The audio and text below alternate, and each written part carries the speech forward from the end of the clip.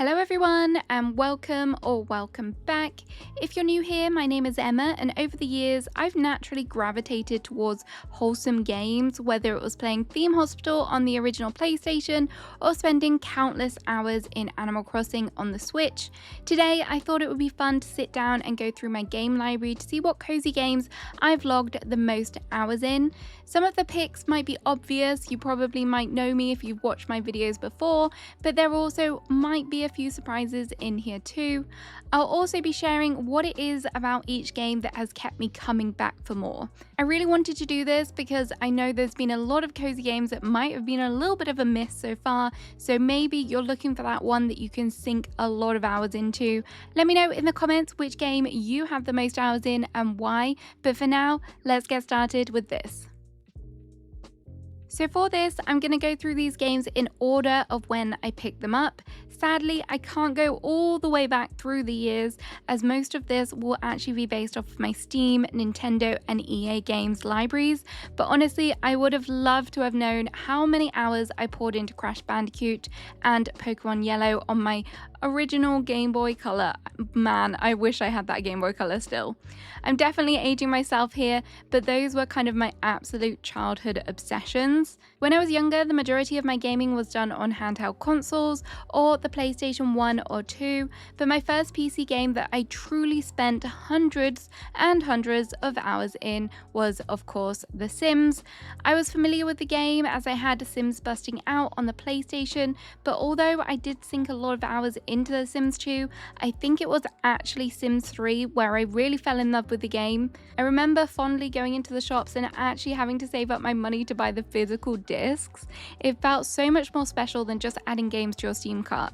Unfortunately though, I think it's been that long that EA has changed launchers a few times, and over the years the data is no longer showing, which is a bit sad. However, my Sims obsession did continue into The Sims 4, and I have a grand total of 612 hours invested.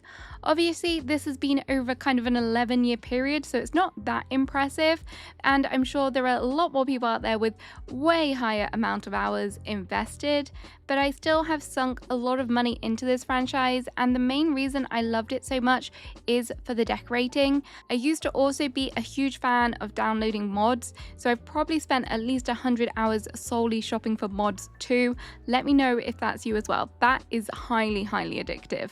The Sims will always be a franchise that I return to, and if I was told that you can only play this game for the rest of your life, I honestly would be okay with that, as there are so many different things you can do in the game and there's kind of endless opportunities to devise different character stories in your head.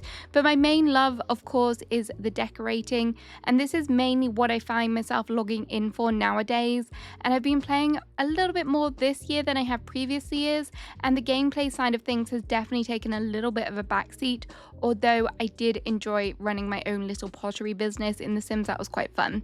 But I find The Sims is so easy to just hop on, create some cute builds, because you don't have to grind for endless resources to decorate, which is one of the reasons why Sims definitely has a place in my heart for decorating.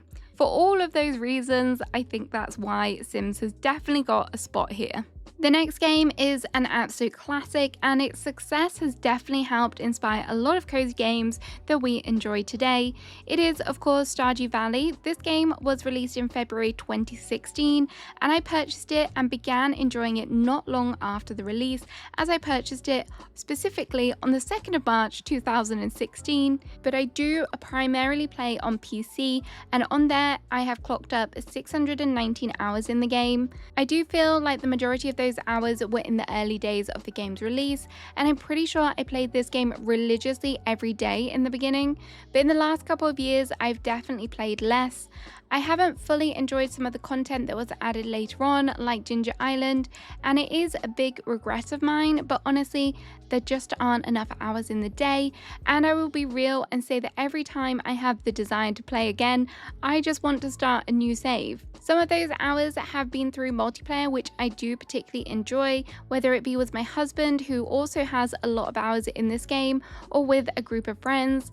After the 1.6 update, we had a little farm going for a while, and that was really nice and wholesome. It's just so hard to find time for everyone to sit down and play together. I fell in love with Stardew Valley right away from when I hit play, whether it was just the charming pixel art, the relaxed gameplay, the chance to marry a villager, or maybe the sense of exploration around the town. Something about this game just clicked with me.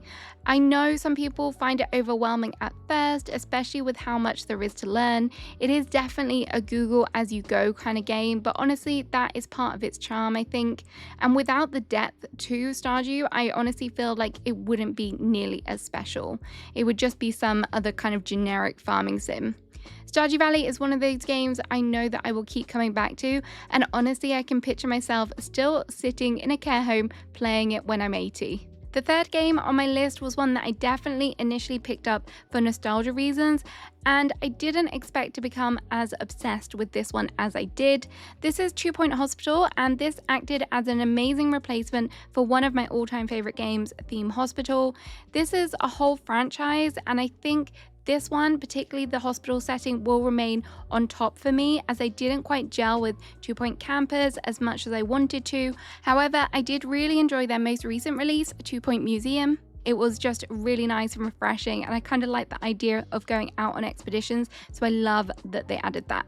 The hospital game though, it was hilarious. They had funny injuries, and the receptionist will always have a place in my heart, even though her voice is very annoying. Although it has been a little minute since I last played the game, in total I have 241 hours in this one, which I think is pretty respectful for a management game.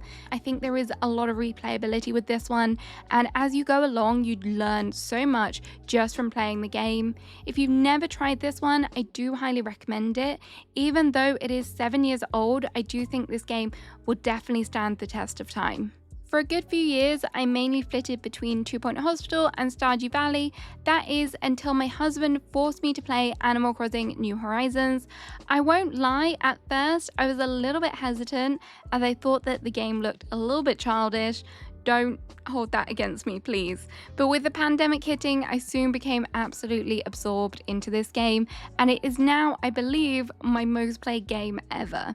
My Animal Crossing adventure actually started on a Switch Lite that unfortunately I no longer have, and over time I've played on multiple different Switches, so it is kind of actually hard to quantify how many hours I have in this game, but as you can see, it is most definitely over 100. Today, Animal Crossing is still one of my go-to comfort games even after 5 years.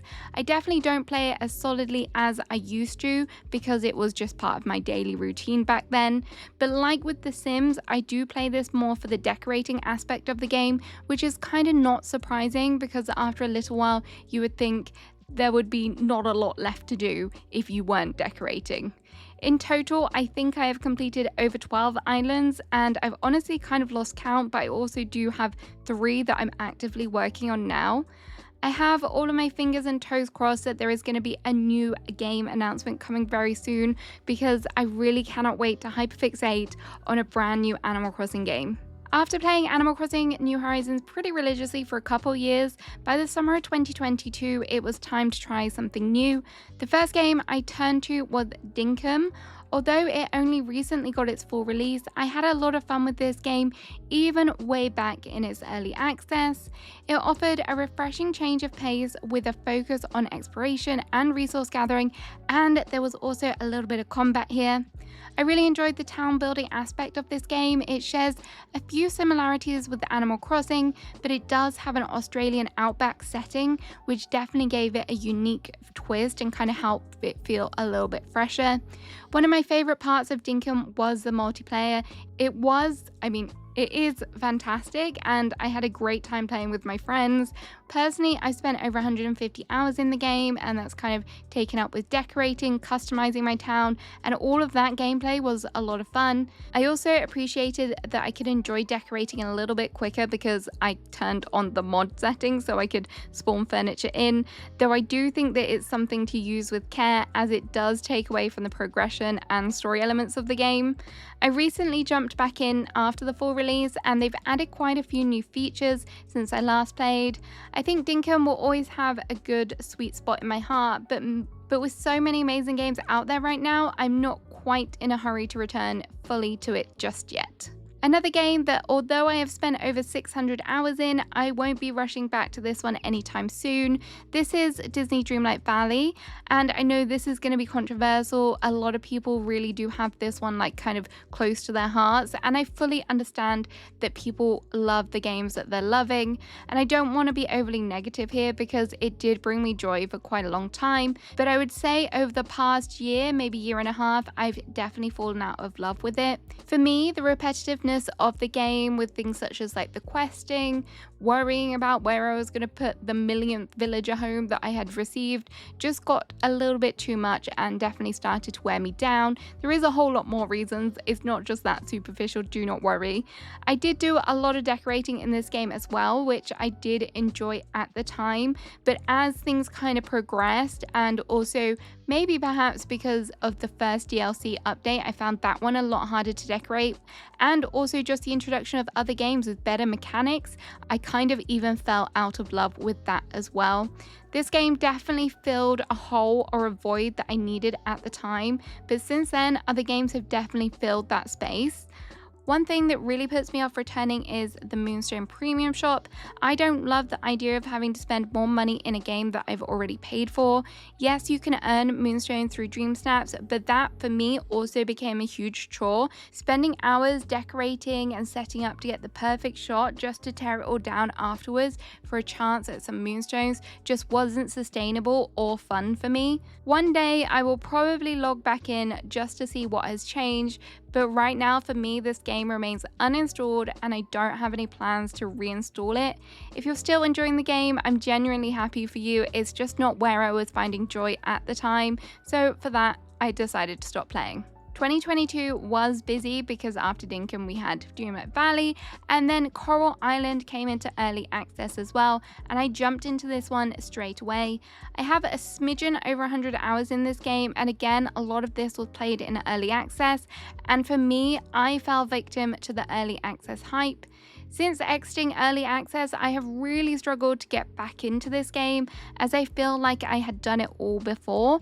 Of course, there are a few new features that have come with 1.0, but I just can't escape that feeling.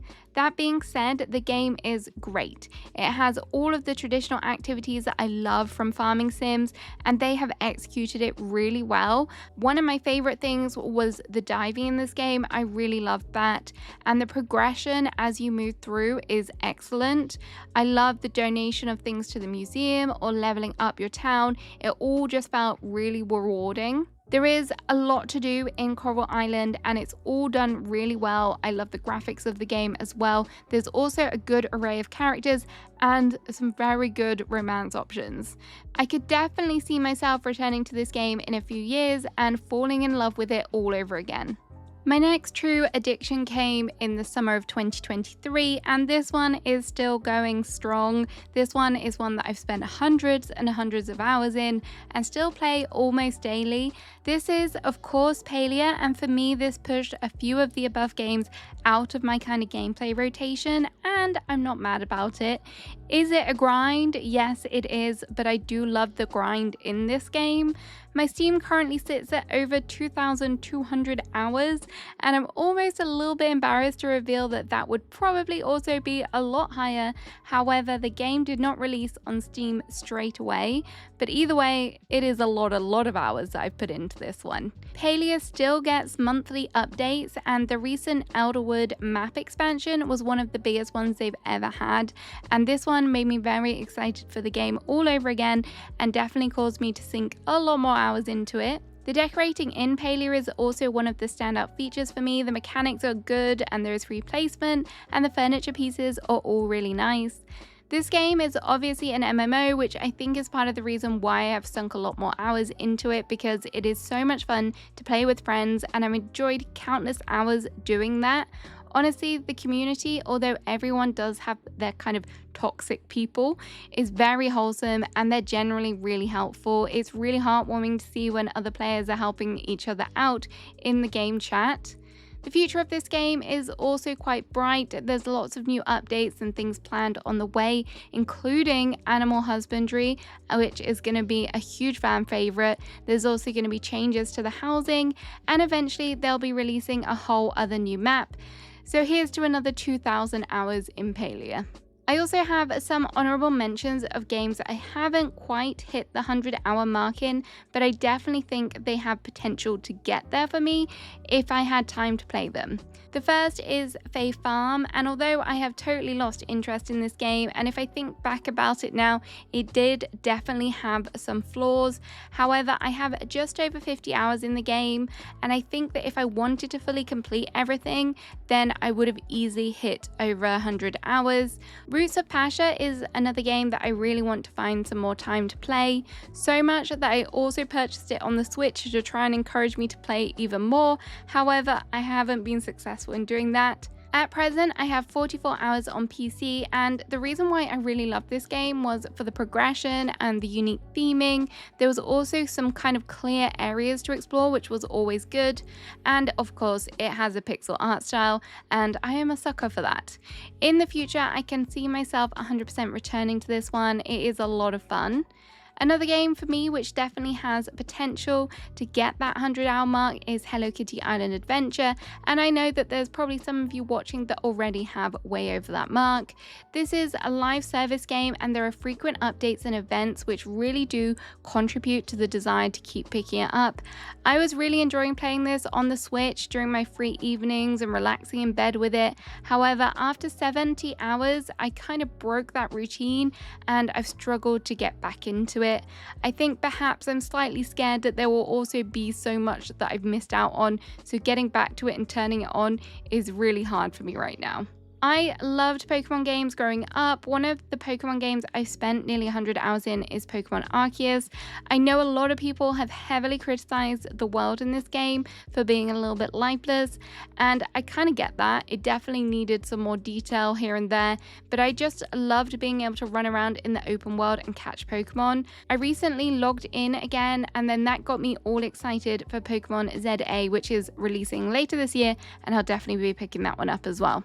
Although Fields of Mistria is currently in early access, I have managed to rack up over 87 hours in this game, which for an early access game is wild to me because normally there's not much content. I really hope this game doesn't end up in the same pile as Coral Island for me because I've really been enjoying it. This game is definitely similar to Stardew Valley, but in some areas I think it's taken a more player-friendly approach. For example, you don't have to refill your watering can, and because of these different things that they've done with the gameplay, it feels a lot less grindy. The world and the characters are also beautiful, and I particularly like the furniture. I'm so excited to try their big July update. And finally, we have another recent addition. This is Fantasy Life: The Girl Who Steals Time. I'm nearly at 60 hours in this game, and for a while I could not put this down. I was playing on PC, I was playing on my Steam Deck. I really enjoyed the story, but aside from the story, there is amazing exploration. You also have some town builder elements too. I have engaged in kind of a little bit of the multiplayer as well. My husband was playing it with me. I have a feeling there is a lot more hours left in this game for me, but as I've said a million times, I just need more time in the day.